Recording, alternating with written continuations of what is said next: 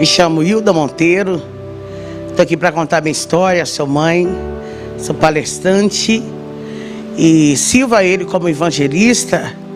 Eu quero contar tudo o que Ele fez na minha vida. Nasci em um lar evangélico, pai, mãe, crente desde pequenos. A gente cresceu ouvindo falar desse Deus poderoso, desse Jesus que faz, desse Jesus que surpreende. Desde criança eu fui marcada por várias vezes com um ato profético. Sempre aonde eu ia, sempre aonde eu estava com a minha mãe, que foi líder do círculo de oração, a dona Noêmia, sempre as pessoas elas iam ao meu encontro e sempre trazia algo de Deus. Então eu cresci sabendo que Deus tinha algo para fazer na minha vida. E na adolescência com 16 anos de idade, eu já liderava jovens, né? Já regia, já fazia parte também com as senhoras no coral e sempre vivendo aquilo que Deus queria. Mas quando eu tinha 19 anos de idade, por falta de maturidade, raiz, força, porque era tão corrido, a ida, era tão corrido o ensaio que eu esqueci do principal, que era ter raiz. Então o vento veio, a decepção veio, a frustração. E eu fiquei cheia de mágoa, eu fiquei cheia de ressentimento e aquilo cresceu dentro de mim que me afastou da presença de Deus. Eu nunca tinha ido no mundo, eu nunca vivi nada no mundo. Até 19 anos de idade. Estava com casamento marcado com filho de pastor. Estava tudo lindo, até eu deixar entrar dentro do meu coração a mágoa, o rancor. E eu fui para o mundo, onde tudo começou. O diabo, ele já tinha preparado tudo. Eu não tinha ideia do que eu ia viver. Eu não imaginava. Mas eu recordo perfeitamente de uma vez a minha mãe, ela estava em um congresso, ela estava gestante. Naquele tempo era muito complicado.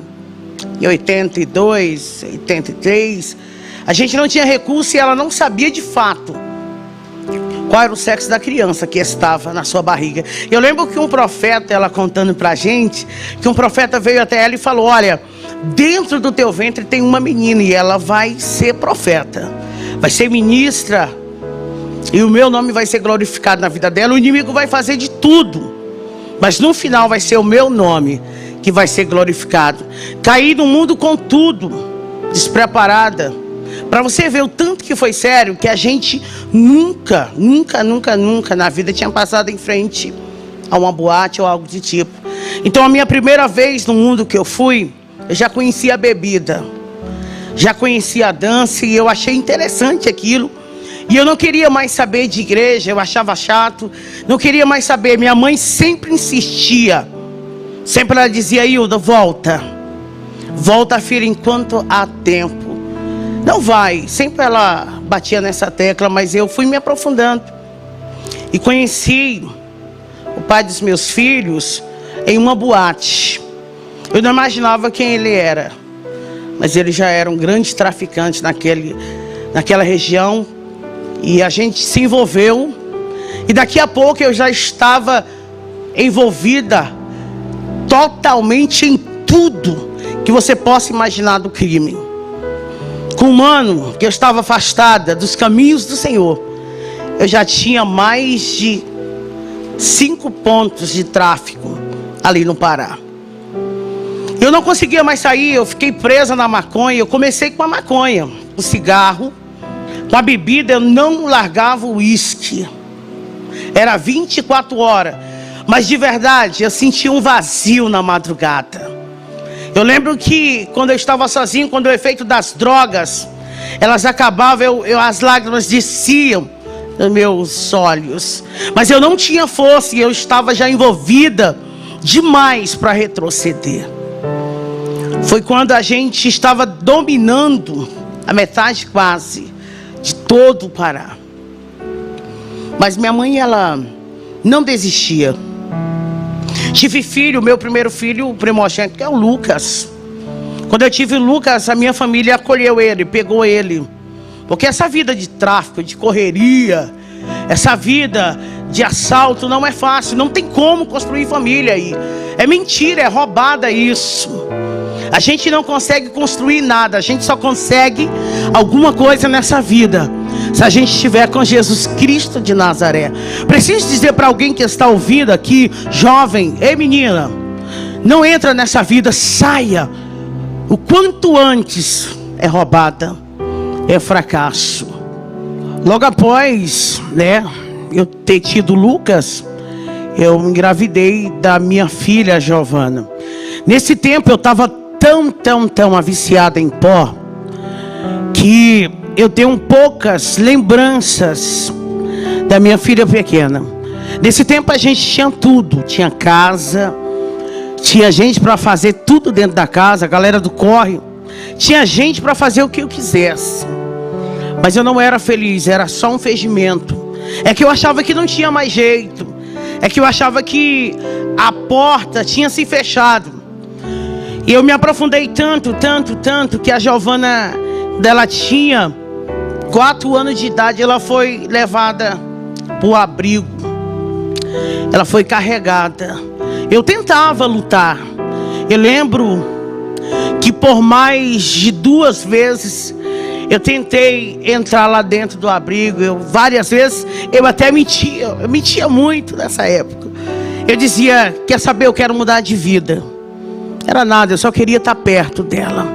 Porque sempre a maternidade, ela vai gritar forte dentro da gente. Meu terceiro filho, eu tive muito filho, gente. Meu terceiro filho, Marcelo, quando ele veio, eu já estava conhecendo um crack. Porque eu queria saber que droga era aquela que tantas pessoas queriam. Porque era 24 horas alguém batendo naquela janela. Eu falei, quero conhecer esse crack, porque ele deve ser o bom mesmo. É melhor do que o pó, porque a maconha. Porque todo mundo quer. E os comparsas, ele falou pra mim assim, negona, na linguagem deles, se você entrar no crack, já era, hein? Se você entrar no crack, você não vai estar nessa patente. Porque eu já tinha o domínio.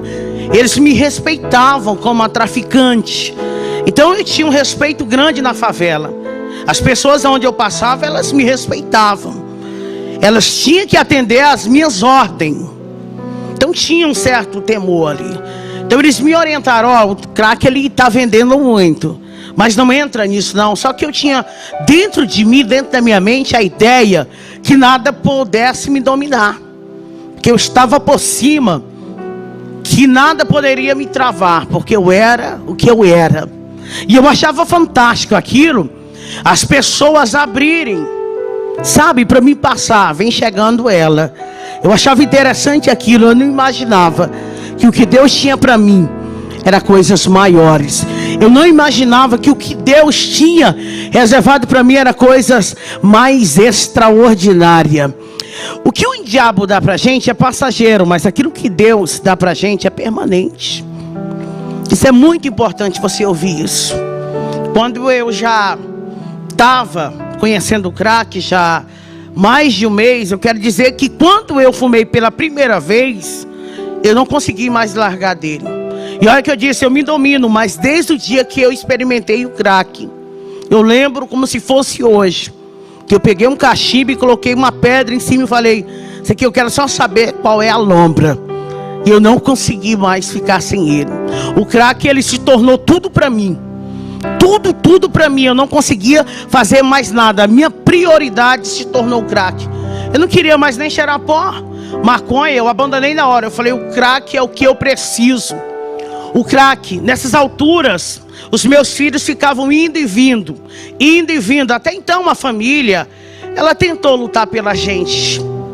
Eles tentavam lutar, só que a gente não conseguia. Porque quando eu me afundei no crack, quando eu conheci o crack, eu não consegui mais me dominar. Então os meus parceiros, eles me abandonaram. Eles saíram porque eu já estava sendo dependente. Agora eu já não era traficante. Agora eu era uma usuária. Então tudo aquilo que eu tinha, o nome que eu tinha, foi se acabando. foi se acabando, porque eu não conseguia fazer outra coisa a não ser ficar com o cachimbo na mão 24 horas, era só dando ordem com o cachimbo. Então fui perdendo tudo, anel de ouro, cordão de ouro, moto, fui perdendo posicionamento. E o muito interessante isso aqui, gente, a catraca ela roda. Eu lembro que um dia eu estava lá em cima, e quando eu dei fé eu estava nas ruas, Camandaraçúbia. Só que não estava já nas ruas, olhando para um lado e para o outro, tentando me refazer, mas eu não tinha mais ninguém. Detalhe, você não tem amigo no mundo, você não tem amigo do corre, você só vale o que tem. Quando você não tem mais nada, você não vale mais nada. Então não se iluda com os pássaros que batem no teu ombro. Eles vão bater até você ter para eles. No dia que você não tiver mais nada, todos eles vão virar as costas. Só que a minha mãe, ela nunca virou as costas para mim. Nunca. Todo mundo dizia: ô dona Noemi, por que a senhora não desiste? Por que a senhora não larga ela? Não adianta. Ela já saiu na manchete de novo.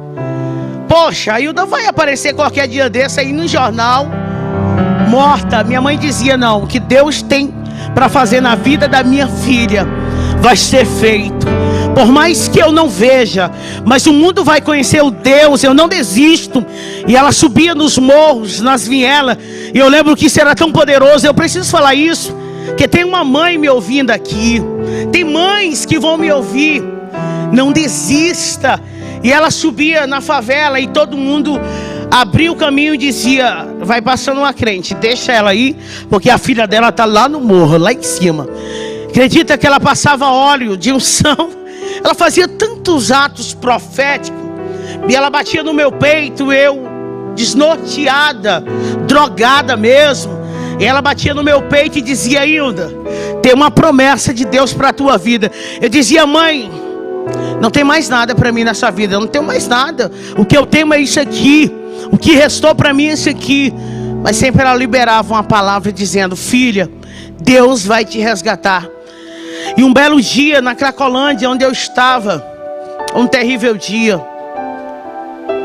meu irmão chegou até a mim e falou assim: vamos no hospital. Eu não imaginava o que estava acontecendo. Ele disse: vamos no hospital, que a mãe está mal.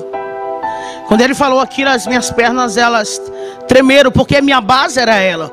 Porque meu pai não entendeu o que aconteceu, ele não conseguiu compreender, porque para ele foi doloroso. Ele criou a gente debaixo, sabe, de muita palavra. Com meu pai era sim, sim. Meu pai é um homem direito. Então ele ensinou para a gente comprar e pagar. E agora ele tem uma filha que rouba. Uma filha que tem mais de 27 passagens na delegacia, que saiu no jornal por sequestro várias vezes. Várias vezes teve que sair no jornal. Olha o tanto de arma. E os filhos, cadê? Isso para ele não suportou, então ele rejeitou. Então só tinha minha mãe por mim. E quando eu cheguei naquele hospital, ela estava dando seus últimos suspiros. E ela com o aparelho nela, em cima dela, e ela dando os últimos suspiros. Eu lembro que ela virou o rostinho para minha direção, e com a mão assim para o meu lado, ela fazia assim. E olha que ela já estava há dias, ela entrou em coma por 3 vezes. Calma na súbia. Mas ela estava me dando um sinal ali daquele dia. Ela fazia assim com a mão. Ela não conseguia falar, mas ela estava fazendo um sinal.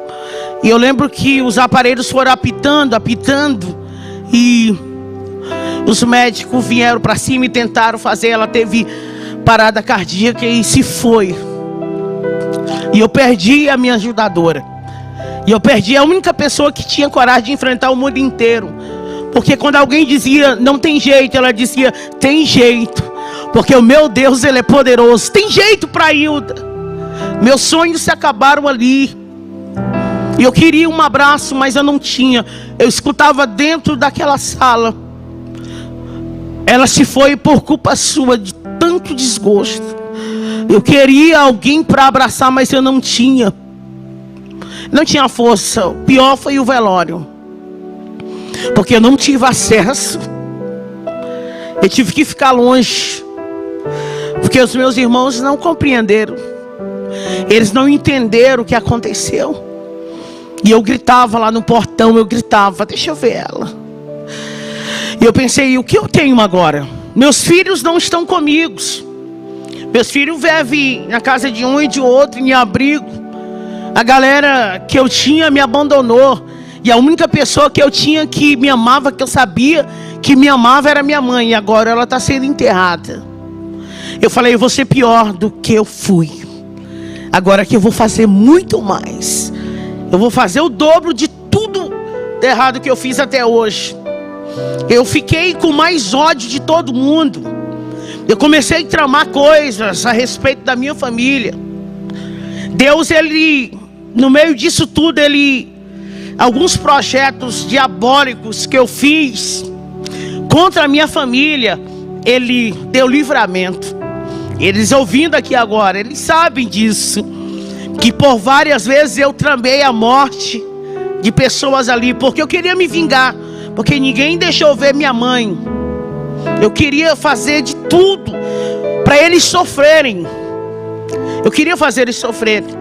Eu lembro que foi mais de 5 vezes que eu arrombei a residência do meu pai. Várias vezes. Outras vezes eu ficava só dando sinais para alguns entrarem. Mandassúpia. Mas eu pensava que estava no fundo do poço. Eu não imaginava que tinha mais coisas ainda tristes para mim viver.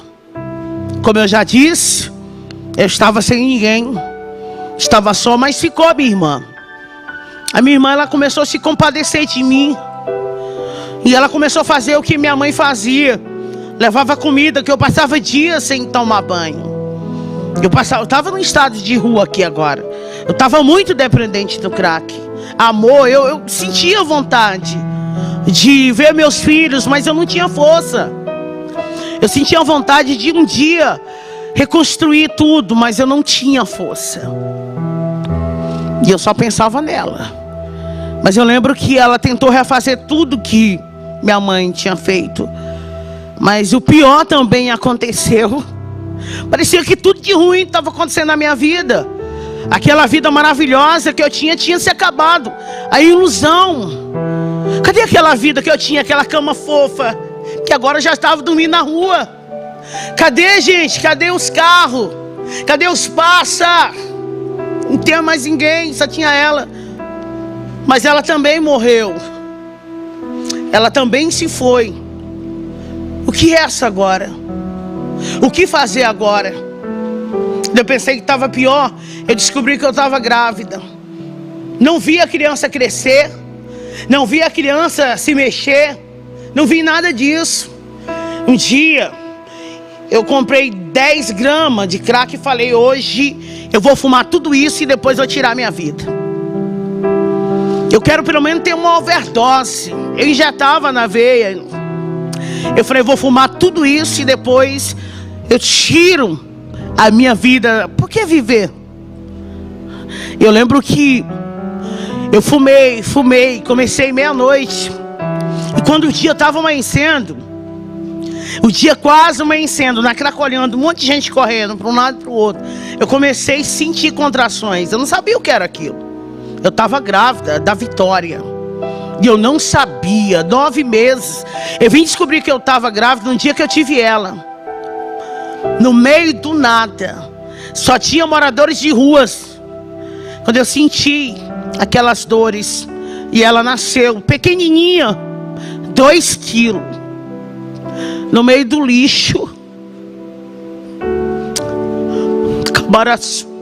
Ela nasceu envolvida naquilo. Eu não tive força nem para pegar ela. Eu não tive reação. Alguém correu e veio. Pô, a negona tá tendo filho. Começou a gritar. E o povo começou a aglomerar ali. E eu não consegui nem me mexer, fazer nada. Eu lembro que alguém cortou o umbigo ali e pegou aquele pacotinho, aquele bebê, e arrancou assim. Ela estava dentro daquela bolsa e tirou. E alguém falou, é uma menina. Eu falei, ela tem que ser chamada Vitória, que ela é uma vencedora. A Vitória, ela foi doada. Eu dei a minha filha. Eu não sabia o que eu estava fazendo ali. Eu não tinha condição de criar filho. Eu não tinha estabilidade nem força, recurso, nada. Eu dei ela para alguém. Mas não é o pior. Ainda não é o pior ainda estava por vir.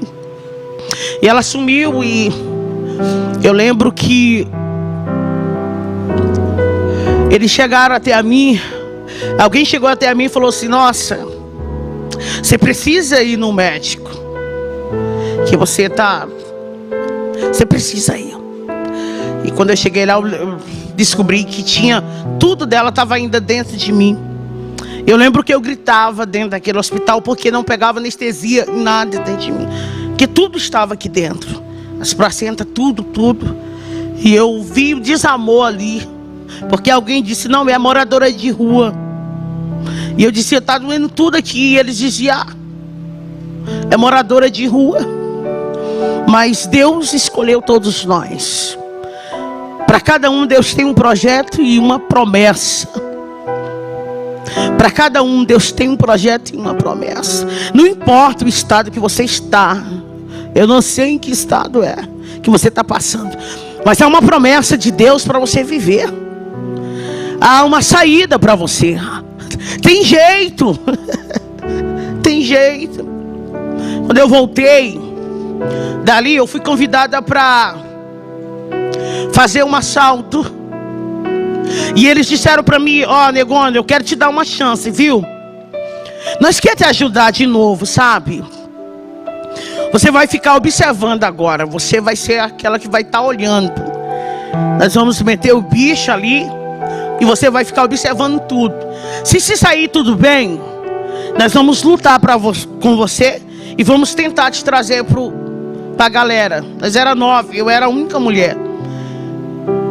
Eu falei: não, eu só quero uma chance para me provar que eu tô bem. É porque eu tô mal. Isso, eu estava com 45 quilos na época, quando eu estava no estado de rua. Meus filhos, como eu disse, estavam rodando. Meu pai não suportou, ele mudou do lugar onde ele viveu a vida inteira. Ele mudou de cidade, vendeu tudo. Já tinha perdido a sua esposa, tinha perdido a sua filha e muitas outras coisas aconteceram. E ele mudou e disse: fala para ela, se um dia ela aparecer aqui, que eu não tenho filha ladrona. Você entende? Zero expectativa. Você entende que não tinha jeito pela sociedade. Eles todos me desprezaram. Todos me desprezaram. Então aquela oportunidade eu vi como um engajamento para mim me levantar. Só que não. E a gente foi e o assalto deu certo. E a gente ficou com muita grana. Eu falei: vou dar um passo. E eu lembro que a gente foi para uma casa e a gente foi contar o dinheiro. Na súbia. Só que o diabo, eu não estou te falando, ele tinha projetado tudo. E tinha alguém ali que não era fiel. Tinha alguém ali que não era leal. Tinha alguém que passava informação. E eu lembro que quando a gente estava contando, aquela porta, ela foi arrebentada. E eles entraram com fuzil.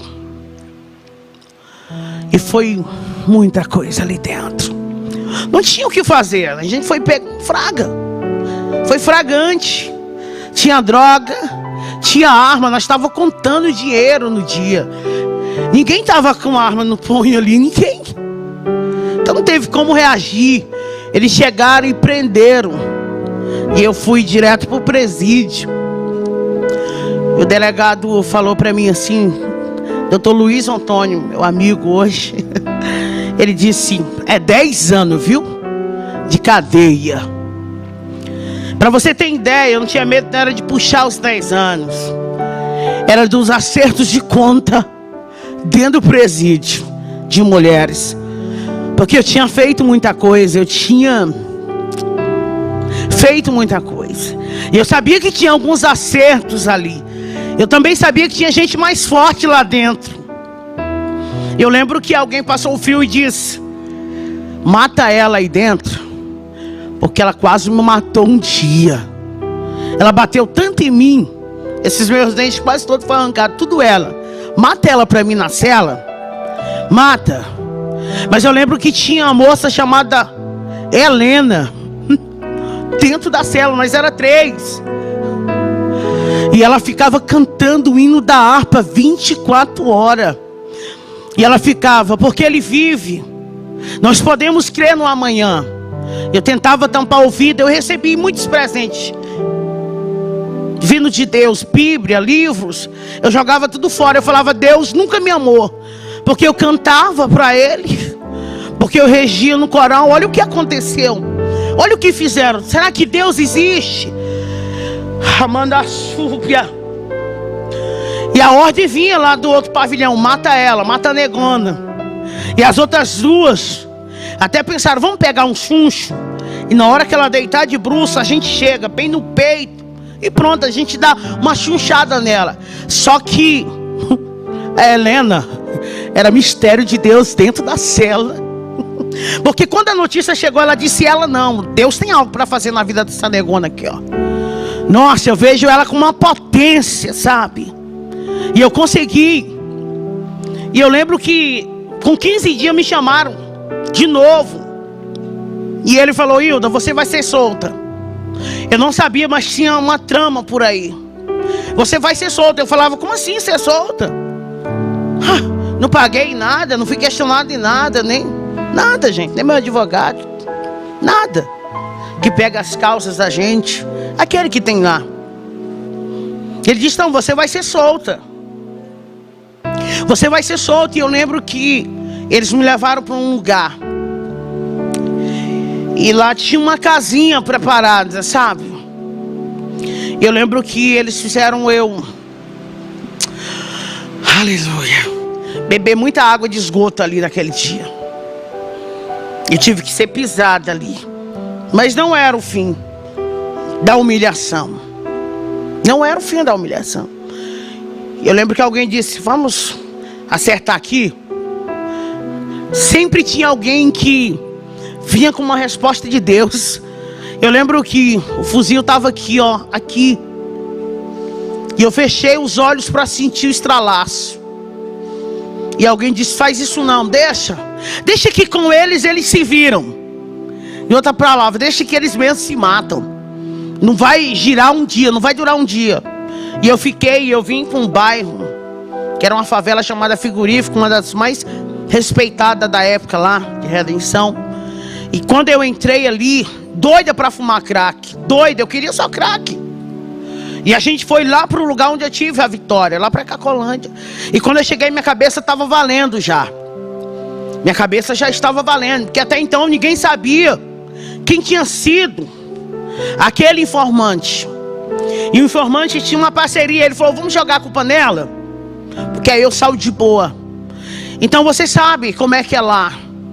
Você sabe como é que é o X9. Então minha cabeça estava rodando e eu sem saber de nada, sem saber de fato quem era. E alguém falou: negona, foge daqui, porque tua cabeça está valendo pedra. Está valendo 3.000 e muitas pedrinhas. Foge daqui. Só que quando ela disse isso, alguém disse: Hilda, negona, vem cá, chegou uma da boa, vem fumar com a gente. E ali estava o esquema para minha execução naquele dia. E eu fui, meu coração bateu, adrenalina, eu queria fumar. E eu lembro que eu sentei de um lado de uma garota e do lado de outra. E o cara que estava já com o esquema da execução ficou em pé, porque ele tinha que dar sinal para os caras virem na hora, que eles estavam de moto do outro lado. E ele falou para mim: fuma tua última pedra aí, negona. Eu senti a morte ali, mas eu não estava nem aí mesmo, não tinha mais nada. E eu senti ela tão perto de mim, senti algo frio, tenebroso, mas eu senti também algo diferente ali. E quando eu puxei, liguei o isqueiro e puxei para fumar aquela pedra, ele fez assim. E aqueles caras vieram. E aí chegaram bem na frente e um disse: na cabeça, atira na cabeça.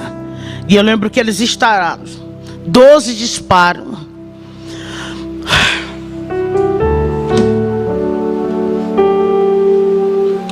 Mas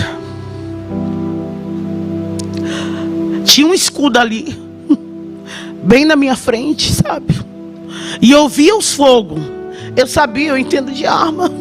Era um Tauro e eles estavam atirando, e eles já atiram. E eu lembro que uma caiu em cima de mim e a outra em cima, e a gente caiu. E eu sentia só queimar. Mas de repente eu estou levantando e eles disseram: corre, que a polícia foi acionada. E eu consegui me levantar com elas em cima de mim. Eu peguei uma que estava grávida, ainda consegui correr para a rodoviária. E hoje eu passo lá e fico tirando foto. E eu corri para a lanchonete, deixei aquela menina ensanguentada, mas nenhuma bala entrou, só tem as marcas. Nenhuma entrou. E eu corri para cima de um morro e fiquei lá por 3 dias no Serrinha, sem saber o que estava acontecendo. E eles virou notícia de jornal: morreu uma grávida e uma trabalhada. E aquele que armou, ele morreu também. E eu estava viva, sanguentada, meio do mato. Foi 3 dias, mas com 3 dias eu não aguentei. Eu tinha que beber água. Me deu fome, eu não estava noiada. Eu tinha que descer, e eu venho descendo na Otávio Batista Arantes, no setor Serrinha. Eu venho descendo, 9 horas da manhã. Quando vem aquelas irmãs do círculo de oração, elas estavam saindo da igreja. E uma marchou e disse para mim no meio da rua: foi eu que te dei livramento. Manassorirebia Candarábia. Foi eu que cuidei da tua vida. Ei, Deus manda eu te dizer: sai dessa cidade ainda hoje. Foge, porque está tudo preparado. Eu tenho algo preparado, mas hoje Deus disse: você precisa sair. E ela me deu um dinheiro que estava dentro da Bíblia, era R$20, nunca vou esquecer. E ela orou por mim, e eu falei em pensamento. Eu falei: claro, ela está dizendo isso porque saiu no jornal. Lógico que eu estou só o sangue, por isso que ela está dizendo sobre morte. E ela disse: por que tu está pensando isso? Sou eu mesmo que estou falando contigo. Eu não vi nada em jornal. E ali eu temi, porque Deus falou sobre o meu pensamento. Eu corri, falei: vou despedir do meu pai, eu vou pedir perdão para ele, e vou me embora daqui, e vou tentar recomeçar. Depois eu volto atrás para pegar eles. Eu preciso, e eu fui. Quando eu cheguei lá, aconteceu aquilo que eu falei há pouco. Ele tinha vendido tudo e tinha ido embora. E a moça fez questão de dizer para mim: seu pai disse: se você morrer hoje, você vai ser enterrada como indigente, você não tem família. Corri para a saída da cidade, e quando eu olho para trás, tinha 2, eles conseguiram me alcançar. E eu fui esfaqueada ali. Quando eu acordei, eu estava no regional. Eu passei 30 dias. As minhas pernas, elas foram atingidas, quase cortaram minha veia, eu quase fiquei paralítica. Foi Deus que tinha uma obra. Eu lembro que o médico que ficou me atendendo esses 30 dias, ele batia assim no meu ombro e dizia: você já foi crente alguma vez? Você já foi crente? Porque eu sou católico, eu acredito na Nossa Senhora, mas você tem algo para viver, porque alguém morreu ontem com 2 facadas e você está toda cortada, está viva. Quer um conselho? Volta para o Jesus teu. Até ele, um médico que era católico, ele tinha um rosário e tudo no jaleco dele, tudo tinha a imagem da santa. Ele ministrou sobre mim, sabe? Volta para Jesus. E eu falei: vou voltar. Meu braço, ele saiu do lugar. Eu tenho marcas na pele, mas o que mais dói é as marcas da alma, porque as consequências ninguém foge dela. Por isso que eu estou falando para você, as consequências elas vêm. Eu choro no Natal, que as consequências, elas vêm. Não é que eles não gostam, mas as consequências, elas vêm. Não é que eles não querem ter eu perto, é que as consequências, elas estão ainda em evidências. Eu saí daquela cidade, virei, me tornei Andaríria. Uma cidade num dia, outra cidade no outro dia. Eu ficava em ambientes de prostituição. Era ali que eu ficava, onde eu tinha comida, e ali eu vendia droga, fumava, vendia, fumava, até que eu fui para o último paradeiro. Meu último paradeiro, Marabá, Pará. Foi ali na 32. Que ali acabou. Não tinha mais força para nada, então minha droga era o Tine. Quando não tinha, eu ficava cheirando colo e eu só ficava pedindo esmola na porta da rodoviária. Eu preciso falar para alguém aqui.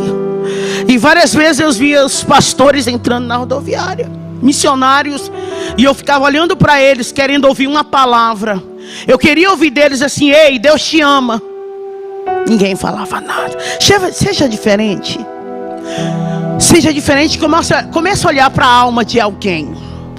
Comece a enxergar o interior, não o exterior.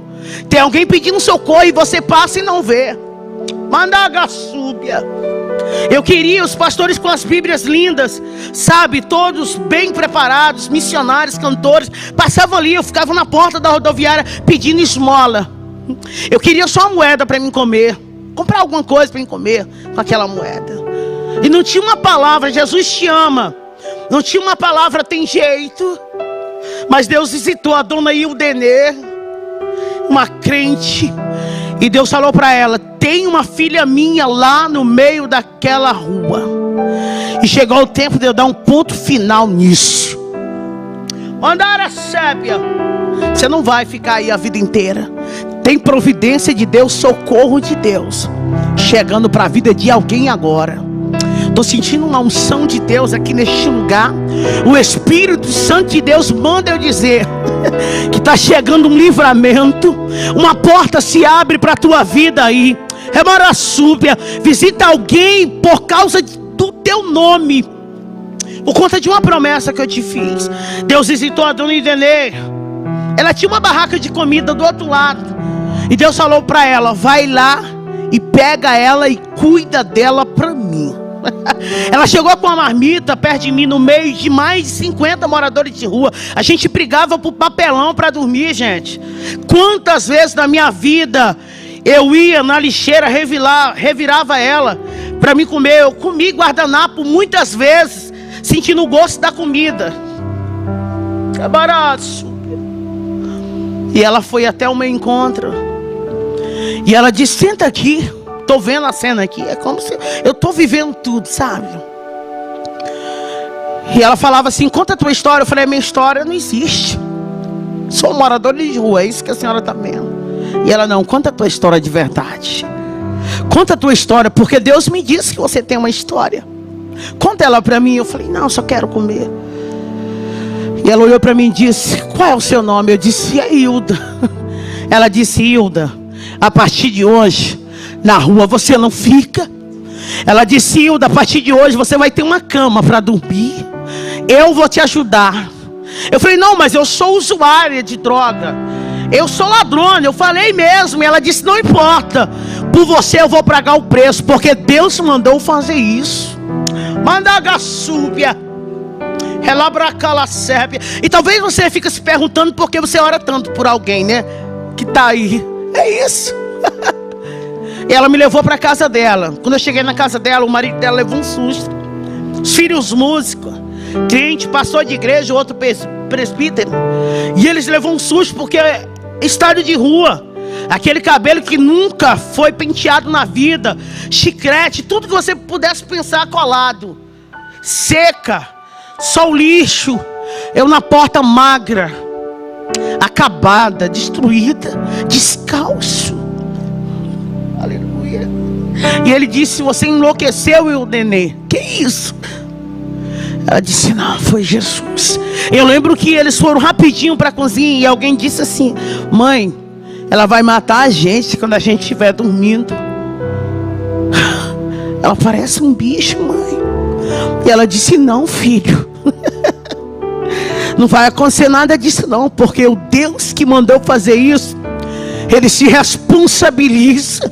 Deus vai te dar recurso pelaquilo que Ele confiou a você. Ela começou a lutar comigo. E eu ia para a igreja e eu caía possessa. E eu manifestava.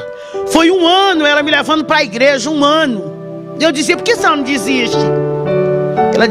Ela dizia para mim: Hilda, quem desiste não vive as coisas grandes de Deus. Você tem um sonho? Não desista, porque só aquele que persiste vai viver o que mais ninguém viveu.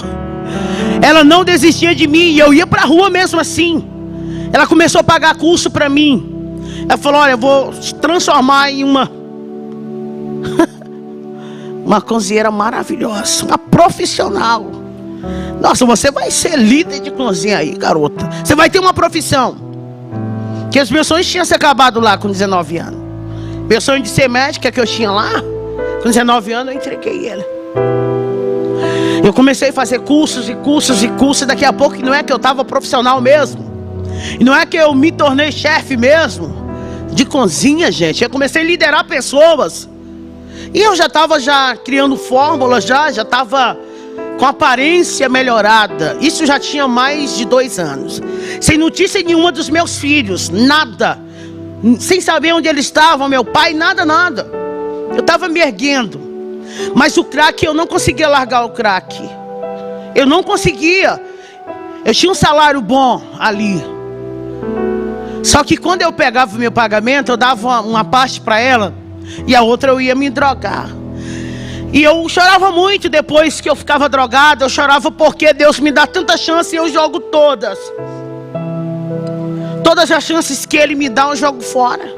E um dia eu fui em um traficante e ele falou para mim assim: por que você não larga essa vida? Por que você não larga essa vida?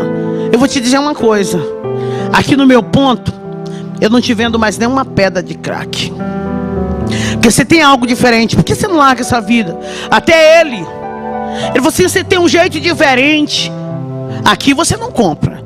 Aqui nessa folha eu vou falar para todo mundo: você não vai mais comprar. Sai dessa vida. Eu fui em outro. Para resumir tudo aqui. E ele me vendeu.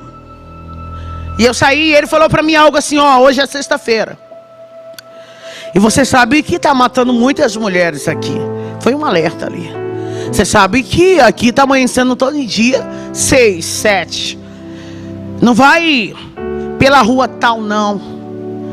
Para não ficar. Eu estou te dando esse conselho.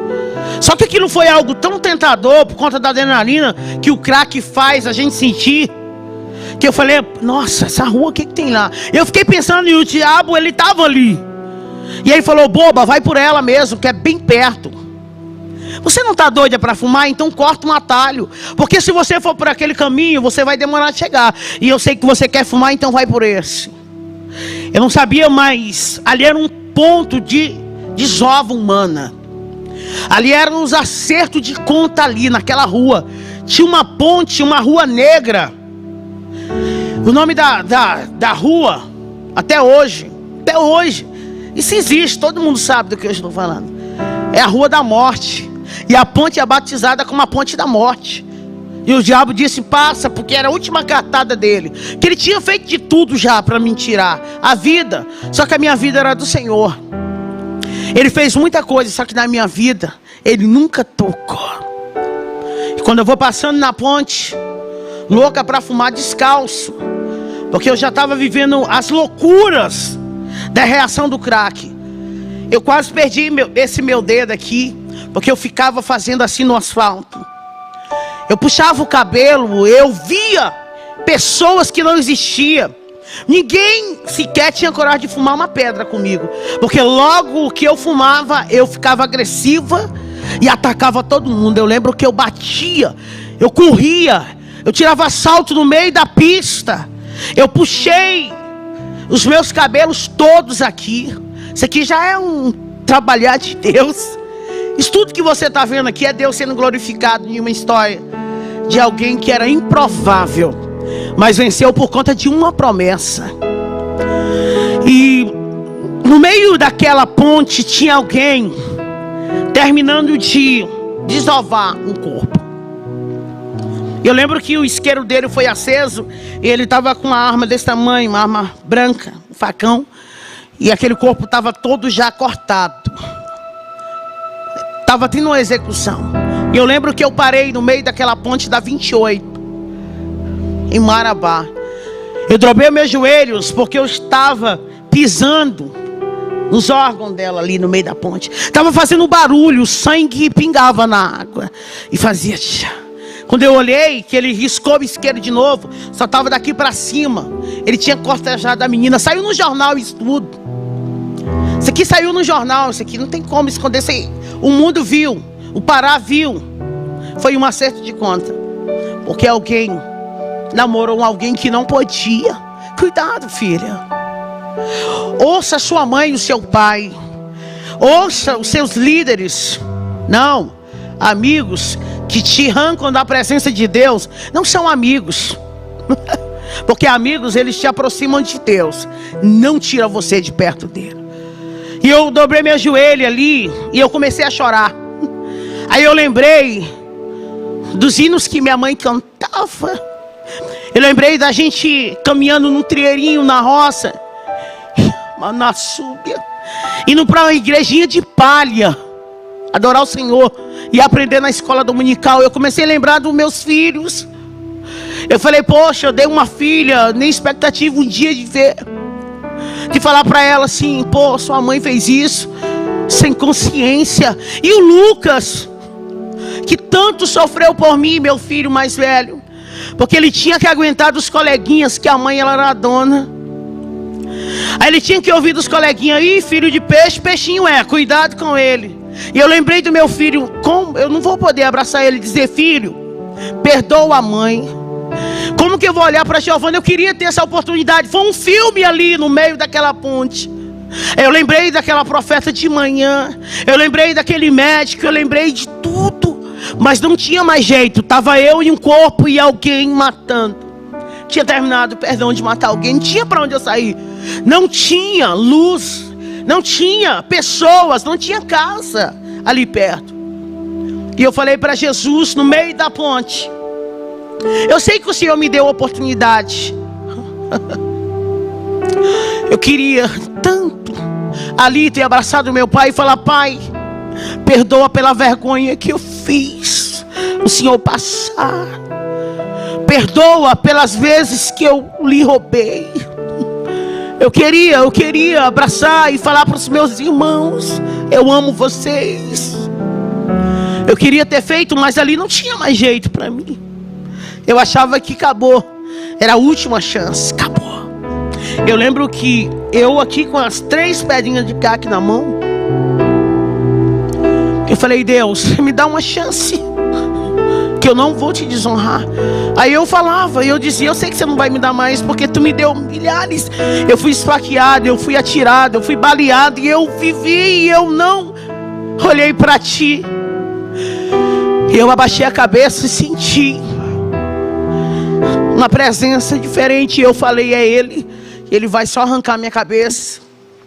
E eu ainda fiz assim, eu lembro, eu fiz assim, e respirei, e falei, Deus, me perdoa, não deixa eu ir para o inferno, eu vou morrer aqui. Mas pega a minha alma, em memória de tudo que a minha mãe fez. E eu lembro que uma mão bateu no meu ombro, e eu falei, é ele o assassino. Só que não era.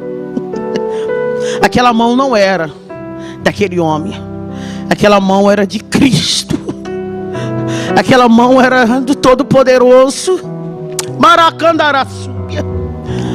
E uma voz veio e disse, Hilda, te levanta. Eu fui me levantando, e a voz disse, vira para a direita agora. Aí ele falou comigo: sou eu que te visito aqui. Eu vim para dizer para ti que eu vou mudar tua história hoje. Hilda Monteiro. Ele falou meu nome, Hilda Monteiro.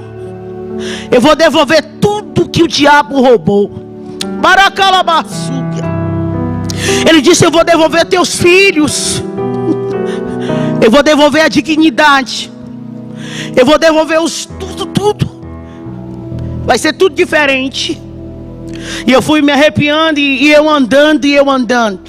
E aquela voz falando. Eu cheguei desesperado na casa da dona Idenê e falei: dona Idenê, estou indo embora. Ela disse: filho, o que aconteceu? Eu falei: Jesus me encontrou na ponte e ele disse que vai me devolver tudo. Ela: filha, me conta direito. Eu disse: depois eu conto. Beijo, eu lhe amo. Eu preciso caçar minha família, porque Deus falou comigo na ponte. Cheguei no meu patrão, seu Fernando, falei: dá baixa na minha carteira, me dá só o dinheiro da passagem para Canaã dos Carajás. Barabanda sub. E ele olhou para mim, ele sabia que eu era usuária, só que eu era uma ótima profissional. E ele disse: o que aconteceu, filha? Eu posso te ajudar? Você quer um advogado?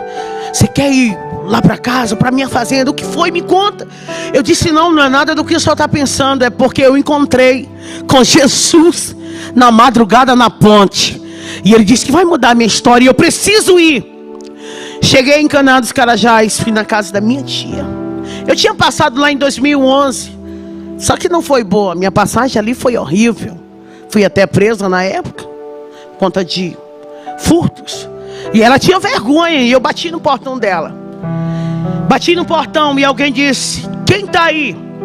E eu disse: tia, é a Hilda. Abre o portão para mim entrar, por favor, tia. Eles tinham medo de mim, todos eles. Eu lembro que um dia eu estava com tanta sede, e eu bati em um tio meu que eu amo tanto, e eles não abriram a porta, porque eles tinham medo, porque quando eu entrava, devastava tudo que eles tinham. Eu falei: tia, eu mudei. Eu encontrei com Jesus na ponte ontem, a presença dele era tão grande. E ela: como que eu posso acreditar? Eu falei: o Deus da Bíblia, o Deus de Abraão, Isaac e Jacó me visitou. Abre o portão. E eu abracei ela. E ela falou: nossa filha, como o teu semblante está diferente. Hilda, o que aconteceu? Eu falei: tia, é isso. A senhora ama a Deus? Ela disse: eu amo. A senhora ama a palavra dele? Ela disse: eu amo. Eu falei: então me dá o endereço do meu pai agora, porque eu sei que a senhora sabe onde ele está. Ela disse: eu não posso fazer isso. Eu falei: mas a senhora disse que ama Deus e ama a palavra. Tia, me dá o endereço do meu pai, por favor. E ela: não, minha filha, eu não posso fazer isso. Eu falei para o Teodoro: eu não posso, porque ele disse que se alguém desse o endereço dele, Hilda, eu não posso fazer isso. Eu disse: tia, por favor, por favor. E ela, chorando, falou: filha, pega o endereço. E eu peguei uma moto e fui para um mototáxi, fui parar lá, naquela rua, naquele endereço. E o dia já estava indo, era quase 5h30. E eu lembro que eu bati na porta da casa. E de repente a janela foi se abrindo. E apareceu um senhorzinho com os cabelos brancos. E ele deu um grito: Lucas, corre e abre a porta, porque a tua mãe está viva. Amara sépia. Jesus já tinha feito tudo por mim. Jesus tinha visitado meu pai, gente. E Deus tinha dito para ele: abraça ela, porque agora uma nova história, Rebanassúbia, eu faço para Hilda Monteiro. E ele me abraçou e disse: filho, o que é meu é teu, a minha casa é tua. Filha, com 1 ano eu encontrei os meus filhos. Eu achei a Giovana no abrigo. Foi tão lindo que as pessoas se disponibilizaram lá no conselho tutelar para me dar todo o suporte que eu precisava, o recurso para me buscar meus filhos. Quando ela me viu, ela disse: mãe, a senhora veio me buscar. Mãe, a senhora veio me buscar. Eu falei: filha, eu vim te buscar. O estado que ela estava era deplorável. Peguei meu outro filho, o Lucas, a gente já estava tudo junto. E a gente começou a viver tudo que Deus disse que a gente ia viver. E Deus começou a fazer as coisas crescerem. E a minha casa estava bem. E eu comecei a entender o que era propósito e chamada. Então eu conheci a palavra de verdade. E eu me apaixonei. E eu comecei a pregar, comecei a cantar novamente. E eu cantava e eu pregava. E Deus dizia: conta o que eu fiz na tua vida. E eu comecei a ficar em guerra e falando: Deus, o que eles vão falar?